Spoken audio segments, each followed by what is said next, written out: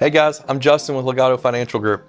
Our firm is passionate about helping educate consumers, which is why we're powering the Gaining Interest podcast. The podcast of quick conversations with industry experts on topics that you want to know about, from sports to dining to healthcare and automotive, and really everything in between. It's hosted by one of the greatest local personalities that I've met, that's John Ramsey. I'll tell you why I love this podcast, because it's all about community. We used to call it water cooler talk, and that no longer exists. But if it's interesting to you, it's interesting to us. We encourage you to tell your friends. As Justin mentioned, we're going to talk about everything under the sun. We will be gaining interest, and we appreciate you watching. Hello, everyone. Welcome to Gaining Interest. I'm John Ramsey, your host, and I have a really interesting co-host. Okay, we've all heard the cliche, the times they are a-changing. Well, certainly that is true in the world of sports, and specifically college and high school sports. Why? There's a thing called NIL, your name, your image, your likeness. It's worth something. It's of value. And yes, indeed, sports are changing. To talk about that is someone who is very qualified. He is the president of 502 Circle, which is all about NIL and college athletics. His name is Dan Furman. Dan, first of all, welcome to the show. Thank you for coming in. Appreciate you guys. I'm glad to be here. Excited about it. For those, and I consider myself a pretty hardcore sports fan. However, NIL is still very complex to me. I'm not familiar with all the nuances. So first of all, when you have an elevator speech with someone and you explain NIL, what do you tell them? It's a different world, and I'm going to start with that. But NIL is athletes, businesses, individuals around town and across the region and country supporting student athletes now in the college athletic space, right? So that's the way in my terms, I'm going to explain it. But NIL has turned into kind of the new fad in college athletics, right? And it's an opportunity for our athletes, not only at the University of Louisville, but across the country, to benefit from being incredible individuals in the community and on the court and on the field. So as you're going to continue to see kids pop up on billboards or be used in advertisements, that's kind of what this was all meant for. But there's additional layers to that have continued to grow, not only just in the marketing and advertisement space, but also on the collective side, which is the new term for what we are as a private business in the NIL space that acts as an LLC that goes out and finds and brokers these opportunities for these kids to be a part of what we're now calling NIL, name, image, likeness in college athletics. Okay, so once again, me as a novice in this field when it comes to NIL, when I think name, image, likeness, I'm thinking, okay, if my name's on a jersey, if I'm in a commercial, tell me a little bit of an overview of what this includes. Everything, you name it. So jerseys. There's eventually going to be some stuff that jumps into revenue share and television rights, all that kind of stuff as these new contracts continue to grow from conference to conference. That includes billboards, that includes advertising, commercials, social media posts, community service opportunities. So it's a variety of different things, right? And it's anything that a student athlete can do to grow their brand and grow who they are within the community that they act within. So it's an exciting time, but like I said, it's a different world and it's a different beast, and that's because there's so many different prongs to it, and it's such an exciting time for not only student athletes but fans of college athletics that are jumping into this space. It's the first time they've really had a true opportunity to impact what's happening on the court or on the field or in the pool. They've got this new way to bring kids to campus, attract kids to come to Louisville and be a part of this city, which we got a major metro area here we're the pro team in town, right? So there's a lot of opportunity here, and that's why you're seeing us continue to have success in that space. And it is a crazy time, but that's where we're kind of landing and here at this point in time. And as the season goes on, you're going to continue to see more of it. Dan, when I first met you, you said, I'm an open book, ask me anything. 100%. And before, as a sports fan, I think we all thought, okay, there's a gray area. I don't want to talk about kids getting paid to play. I don't want to talk about that. But now it's okay. It's more black and white, isn't it? We can talk about it. It's a wide open book, right? Sure. 100%. Yeah, some of it is, right? We try and protect the kids' rights on their end just because there are a lot of interesting characters out there trying to jump in this space. There's a lot of money. There's a lot of opportunities involved in this. It's been so cool to see NIL create an industry of its own, right? For the longest time, it was taboo. Nobody talked about anybody getting a $5 handshake outside the football game, right? But now these are opportunities for athletes to earn real money. and be a real part of the community and the business landscape here in town. So it's we do it's still a little bit of a fine line, but we're open about it. We're open about the needs that we have and at the 502 Circle and what it's going to take for us to continue to achieve our biggest goals year over year. If you're just now joining us, this is Gaining Interest. It's powered by Legato Financial. So let's talk a little bit about, Dan, if you would, when it comes to NIL, there are some positives and some possible negatives or pushbacks. Sure. So I'm going to go with your first challenge. Okay, so we've got the revenue sports. Sure. The football, basketball. We realize, because we hear it all the time, there's a lot of money when it comes to sports. Absolutely. And basically, it is a business. We all know that. We're not naive. Okay, college athletics, even high school athletics, it's a business. It still comes down to wins and losses. How popular are you? Can you sell tickets? So let's talk about gender equity. There are other sports that maybe don't get so much attention, or obviously don't. The Olympic sports. Let's talk a little bit about how do you make a student athlete feel like, hey, I'm benefiting from NIL as well. I play volleyball. I play golf. Tell me a little bit about that side of the coin. To be totally transparent, it's a really difficult conversation, right? And I've always said that those two power sports will continue to create a ton of opportunities for schools. And those are going to be the driving factor in this NIL space, right? That's where a lot of those decisions are being made first. Anything you're seeing from Congress or from the NCAA, a lot of times those two sports are at the forefront, right? Men's basketball and football. But in our world, we take a lot of pride in the ability to support athletes across campus. I mean, we've got a full team deal at 502 Circle with our volleyball team, they're a top 5 team in the country year in, year out. Danny Busboom-Kelly and her team are absolutely incredible. And businesses here in town are attracted to those girls to work with them and grow their brand as a business, because these girls carry a ton of weight here, right? Like, they're pushing to go to the Final Four national championship game every year. So there's a lot of attraction, there's a lot of excitement around the program, and we're excited to continue providing them with opportunities. And the same goes for Jeff Walls and his women's basketball program. I mean, those are great opportunities to support some of our female sports that are not only, they're winners, man. Like, those programs are like 1 or 2 players away from winning a national championship every year. So we're excited to be able to support both those teams with full team-wide deals. We've also got some really interesting stuff going on with our swim and dive team. We're branching out. Baseball's done a great job. We've got a good group of guys on the baseball squad. So we're not just necessarily focused on those 2 prime sports, but at the same time, we know the impact that they're going to have for the university and the continued revenue support that they'll provide. So for us, there is a focus there for us to continue to get and retain the best student athletes in the world for both those programs. And we still have a little ways to go, and I think all of our coaches would agree to that. But as this thing continues to grow, we're trending up, and there's a lot of fun days here for Louisville fans coming down the pipeline. So if there's a school, okay, I'm going to give you a scenario here. Let's say, Sure. Okay, so Harvard Business School has this special affinity for their debate team. And there's this kid in high school who is just a phenom, and he's fabulous at this. Okay, and because that school, that area that surrounds Harvard is interested in the debate team, he could possibly make NIL money, Sure. right? So if you've got a great rifle team, or you have a great volleyball team, a Nebraska, a Louisville, so it really can vary from school to school, right? Absolutely, and everything changes, right? I mean, when you look at the ACC as a whole, every school has a different avenue they're trying to have success in, right? So our priority is to get back to the top on the football and men's basketball side too, right?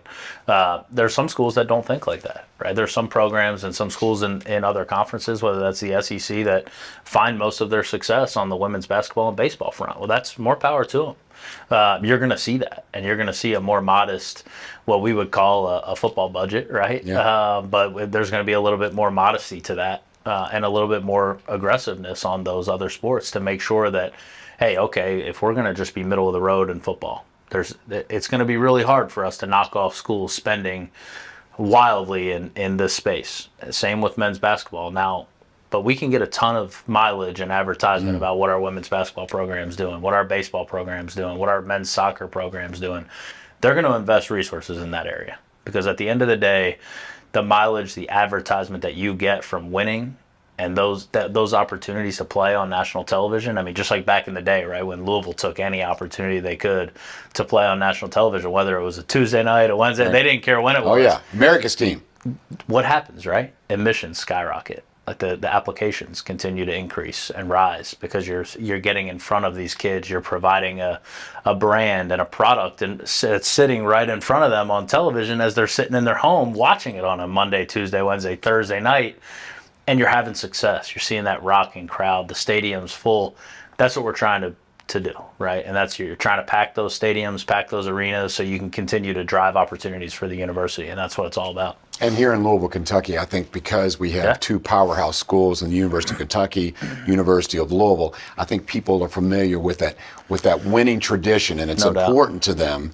So this whole NIL conversation to me is so interesting. So what keeps like let's say, okay, University of Kentucky, University of Louisville, you have a large alumni fan base that is very interested in winning. Okay, you have the Alabamas of the world. You have large markets like a Miami. So what keeps, this would be a pushback, and I'm sure you've been asked this before, some schools from being dominant just because they have more money. So how does it equal out? How do we do that? There's a fine line there. You still have to be able to coach. You still have to have the facilities. You still have to have those other resources, which we have. We have that here at Louisville. And we're super fortunate that those things have already been put in place for us to have success now in this NIL space. We've got the facilities. We've got the incredible place to live. Like, now we're putting kids in the program that want to be here and want to belong here. And NIL is kind of I guess you'd call it an accessory in a sense, because we still want to recruit the right kid. And schools are still going to have to keep that in mind and be conscious of that, while also understanding that may mean you don't get that top tier talent. You get the second guy in line, right? Because he's going to produce more because of the situation that he's in, instead of going out and just finding the best player all the time, right? It's all about fit, camaraderie, and being in the right place at the right time. These are 18 to 22-year-old kids, right? You're dealing with 18 to 22-year-olds trying to find ways to make them as productive as possible. And listen, let's call it what it is. Like, NIL is in the community, it's opportunities marketing wise, but how they play is a big factor in all of this, right? Because that's how people find out who they are and are attracted to them from a business opportunity standpoint. So that's included. You can't be messing around in the classroom. Like, you still have to be able to have success in the classroom. We have kids that, to be honest with you, I know our coaches have just straight up said, like, hey, yeah, NIL here is going to be much better than what you've got there. We're not promising you anything. But you're out of your mind if you think that you should leave that school that you're at and come here, right? Like, that is a fantastic academic school. Get the degree. All right. And then just leave it at that, right? So how does it work? Okay, we've got, Joe whoever who plays high school football at, let's say, a Florida or a Texas, someplace that has a great tradition. He's very, very good. So how does the bidding war start? We hear a lot about the portal. How does all this work? How do you keep your eye on all the kids around the country, and how do you determine their value? Yeah, I mean, our coaches and recruiting staffs are incredible, right? The value, honestly, is based off the city and the need, right, for the team at the time. But you're not necessarily I wouldn't say you're necessarily bidding against everybody else, because we have a lot of times in our mind, we know what a kid can make when he gets here. We, from a collective standpoint, have that understood. We don't have a ton of conversation leading up to it with a kid who wants to come to Louisville and be a part of the program. It's more when they get here to say, hey, this is what we think you can earn over the course of the year, and this is what we're committing to from a collective standpoint. The rest of it, you still got to build your brand. You got to do the right things outside of our collective opportunities to go earn, right, and create opportunities for yourself on the NIL front. Where it gets interesting is when coaches are put in situations where the kid says, I need X amount in NIL or I'm not coming. And I give our coaches a lot of credit, man. They don't budge. And they ask me that question, like, how do I respond to that? And it's always in my mind, the way that you can respond to that is, look, based off our knowledge of the industry, this is what we feel like you can do here, like between this range, right? But that's if you come here, you do the right things, you produce, on and off the field, and you're a great member of the community. Like, based off our knowledge of the industry, that's what you can do. And if a kid is not okay with that answer, then that might not be the kid that we want anyway, right? Wow. So you can move on and feel good about it and go get the next guy. But a lot of times it does come into the equation, but NIL is evolving and it's graduating into a sense of they know that we're taking care of the guys that we currently have on this roster. And those kids all talk. So the guys on our current roster are talking to incoming guys, and they all know each other. These kids are all high-profile, high-level athletes they know who is getting taken care of and what schools are living up to what they were told they were going to provide, right? And I feel like we've done a really nice job of that at 502 Circle, and we don't get out over our skis promising money that we can't deliver on, because at the end of the day, it's so much more valuable for us to find a way to pay it than for us to be sitting here and we have a bad name because we're not doing what we said we were going to do. So we try and just give ourselves that little bit of an edge competitively, because there are schools out there where a kid is being told what they're going to get and they show up and it's not even remotely close. Wow. Right? You know what I love about this, Dan, is gaining interest. This podcast, this show is about all things interesting. And thanks to Logano Financial, we're able to talk to people about topics that I knew nothing. As I said, I'm a sports fan, but I knew very little. Okay, here's another little pushback or question for you. Sure. Okay, let's say someone like Phil Knight, Oregon. Okay, he could handpick 4 or 5 kids, and he alone could just say, I'll pay you $1 million, I'll pay you $2 million, you come on over here. Are there any kind of, any kind of regulations at all that would stop someone from being too dominant because you have one alumni who's willing to just give up the bank? Not necessarily, no. There's no rules in place that could stop that. But I do think that we have done this by committee, right, at Louisville. And we're not just one person fronting the whole bill, which I really appreciate. Because that one person gets ticked off and the whole thing goes down, right? And for us to be able to sustain it, it's going to take a village. It's going to take this entire business community here in town. It actually builds community. It builds community. I mean, they love it. Well, I've never seen so many people smile the way that they smiled after we beat Notre Dame 2 weeks ago, right? Because I'm not going to lie, we've worn people out the last couple of years, asking people to just give, trust us. This is the plan. We got you. And that game was kind of like the culmination of all right, I believe them. This works. It's working. What they're trying to do is working. And it was a little bit of affirmation on our end to say, okay, maybe we are right. We're on the right track. That was a good look. I mean, you got Jack Harlow, Donovan Mitchell, you're beating Notre Dame on national television. Yeah. But I do want to make sure that this is said, and I know you feel this way, you've already mentioned it, but good coaching counts. 100%. I mean, that Brom team, they are getting it done. They're fantastic. There's some value there. So 100%. And the best part about those guys, man, is that there's no nonsense. Those guys are here to coach football, and they spend the time, they put the energy in, and it's rocking, right? And they have someone like you to take care of this side of it. I try and handle the other side, keep them out of the middle of it. But ultimately, here's the thing, right? Is they know we're not done. They know the goals here, what we're trying to accomplish, and that's why he's here. He felt like in his interview process that we had the resources and the ability to go do that. I mean, what we've done on the recruiting trail in the last couple of years has been pretty incredible. Yep, I would say so. For a while there, you were a top 15 class before coaching change, and on the high school side, #1 transfer portal class. Well, depending upon the day that you look at it, between us and Colorado, I mean, that's big time impact, right? You're bringing guys in that can play right away, and they're going to come in, they're going to perform. They've played at other schools at a really high level, and we're going out and trying to handpick guys that fit the program, right? And he believed in that. He felt like he believed in the people and the group that we had here to get it done. And I think we've got a really cool opportunity sitting right in front of us to make it happen. Now we just got to win some games. Just when you thought you had your head wrapped around this whole NIL thing in college athletics, next question, okay? You were wondering why your son was so proud of that touchdown pass he threw for DeSales High School or whatever the case may be. Yeah. NIL, it's happening in high school sports as well? Absolutely. So help me out. Now, is there really some potential for a kid to make more than what he would at a summer job, more than $12 an hour? Definitely. And I think it's the same model as you would take in college, right? And it's going to come down to the booster groups on the football side, the alumni to support those NIL efforts for kids, right? And it's so funny. It's a lot of people say it's a variety of things. I'm taking it as, man, whoever cares the most about football or basketball or women's basketball, if they have the means to help, that school is going to have success in that space, right? Or those kids are going to be fortunate enough to have additional opportunities that they may not have at other schools.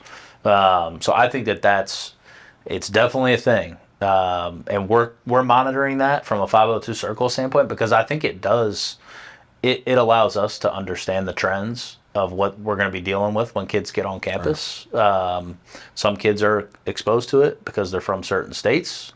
Some are less exposed to it because they're coming from other areas and parts of the country that aren't as forward thinking and progressive on it.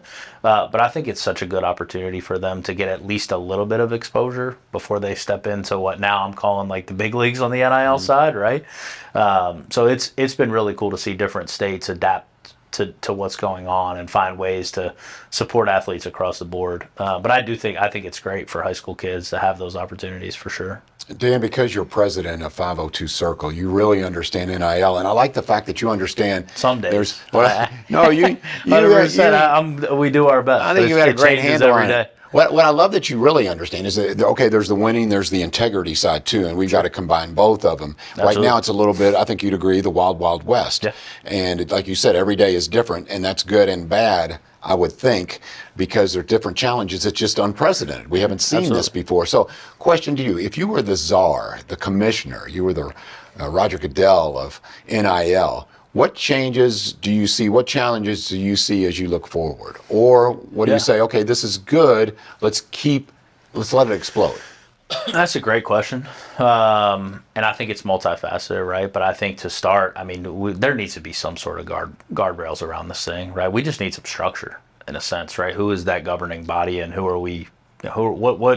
What boundaries are we operating within to make sure that we're abiding by specific rules and regulations, right?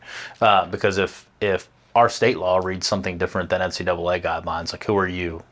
Like where do you go there, right? Mm-hmm. I mean, it's a whose rule or guidelines overrule one or the other. It's like if a state law says you can do it and the NCAA can't rebuttal any of it, then why wouldn't you just ride with the state law, right? But then you're dealing with the NCAA saying, hey, you can't do that.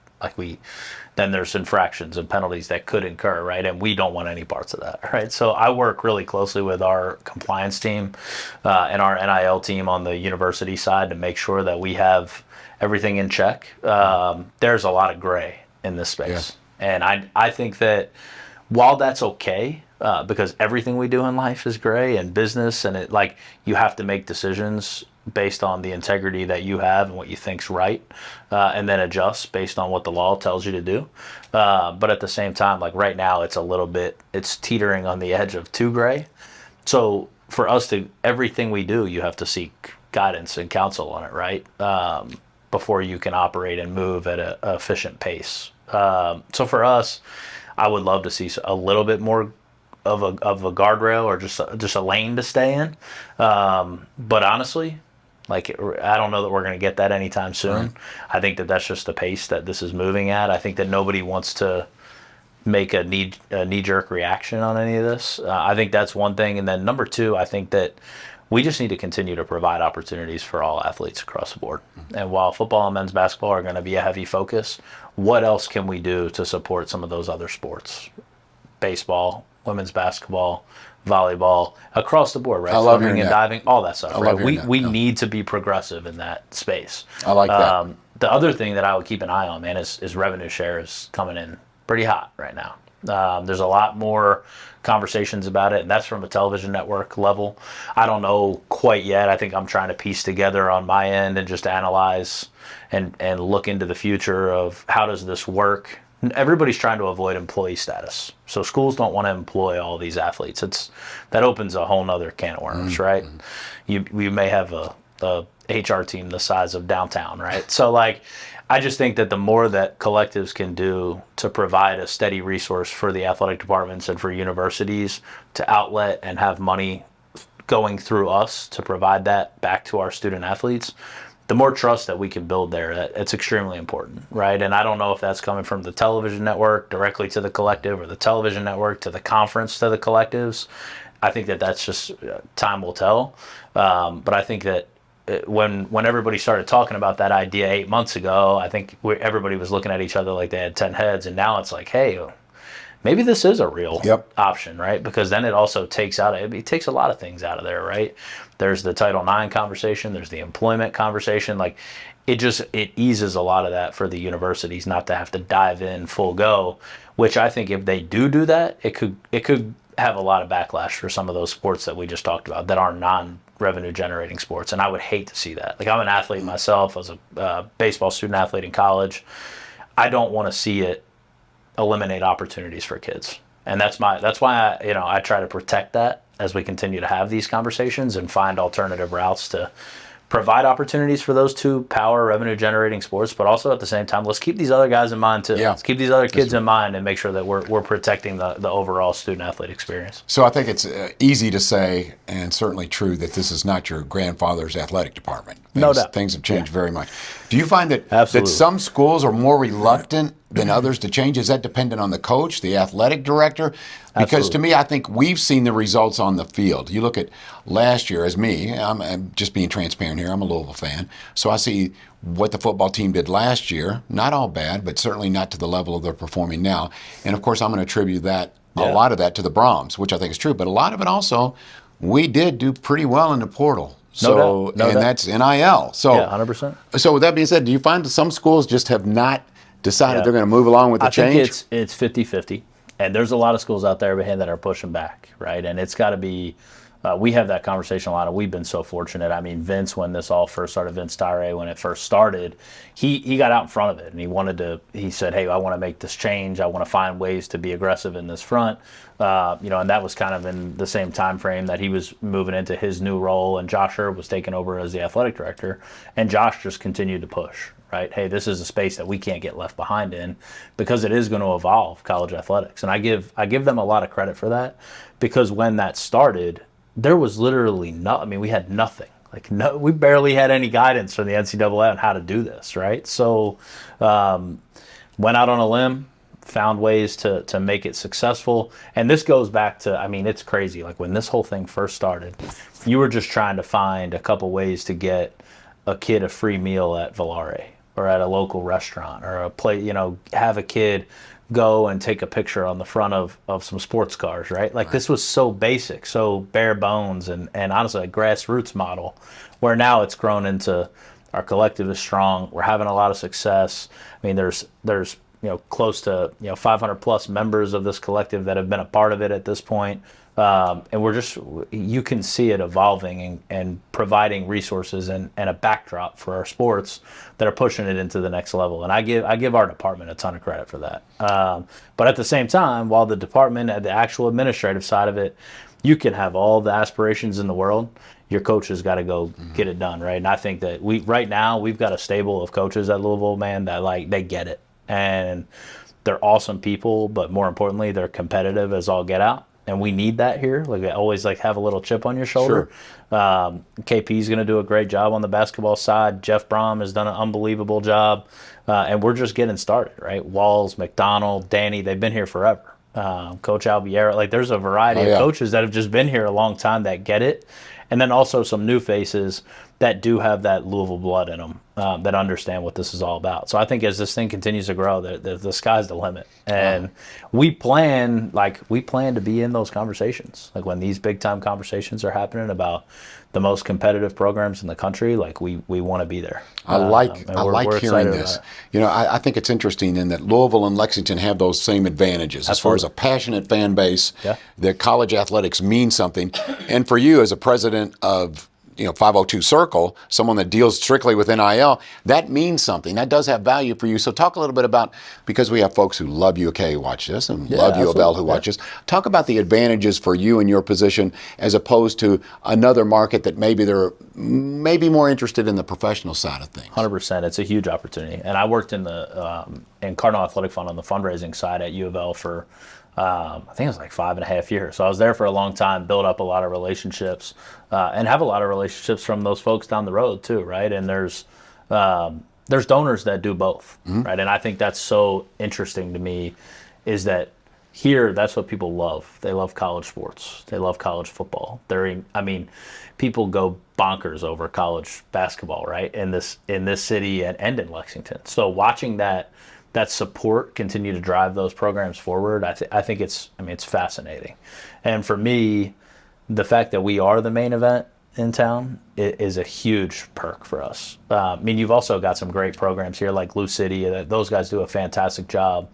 and they're so supportive of us, right? There's all the Louisville Bats. Like we did a night at the Louisville Bats where we took a bunch of men's basketball players down there to sign autographs, go out, throw the first pitch. Like we are being collaborative with other groups in town, and we're going to do the same thing when we can with Lou City. Like those are ways that we can continue to all progress and find ways to get creative and get to the next level. And I know they're doing the same thing in Lexington, and it's fun to watch. And their group in Lexington is doing a fantastic job. We're trying to compete and keep up with what they're doing. So I love that it sets the tone. You know, I love we're all trying to set the tone on how to set the pace here in Kentucky, and you know we don't like to lose. So and I know you know that. No. So it's you know you've also got to be conscious of all these schools that are in this region, man. I mean, there's a bunch of places for these kids to go to school. Great deal of respect. Louisville. Yeah, the Bellarmins of the world, and IU, Bellarmine. You've got. I mean, you can go right up the road to Vanderbilt. You can go to. You know, there's a bunch of schools in that Nashville area, from Belmont to Lipscomb to. I mean, there's. Tennessee is not far down the road, and then you're 5 hours from Atlanta, where Georgia Tech, and we're recruiting in the Carolinas. Like, there's a lot of opportunities for kids here. We got to set ourselves apart. So before I let you go, Dan, if someone wants to get involved with 502 Circle, they've been watching you and they say, you know what, I want to be a part of this because I think you've got skin in the game then. You're part of the team. How do they do that? How do they make that happen? 502circle.com. In the top left corner, there's a huge red button that says contribute. You can either contribute a one-time gift right there. Oh, yeah. And it's you have no idea how much that's impacting our athletes and what we're doing. It's literally changing the day-to-day for those kids, their families, and our coaches, right? So click that red button. Then also there's 3 bars on the right side. Check out our membership levels. I mean, for as little as $7 a month, you can get involved at 502 Circle, receive some pretty cool benefits that come with it, and that comes from merchandise that we have signed by the kids or some of the coaches. It's exclusive content that our kids are pushing out pregame, postgame. That stuff is extremely cool, and I'm a sports fan myself. Sure. And whether you're a U of L fan or not, like that may be interesting to you. So for a modest amount, you can be a part of this thing, and we would love to have everybody that we can to continue to push this forward. So again, 502circle.com. Go get involved however you can. We love it. Dan, thank you for your time. Absolutely, really John. appreciate Same it. to you, man. Right. Appreciate you guys having me, and thanks Legato for hosting this. Yeah, I feel educated. Yeah, absolutely. Appreciate you guys. Powered by Legato Financial. He's Dan Furman. Once again, he is the president of 502 Circle. You can get involved, as he said. We hope that you do. Again, it's all about gaining interest. This podcast is all about anything interesting, and certainly today's topic was. We'll see you next time on Gaining Interest.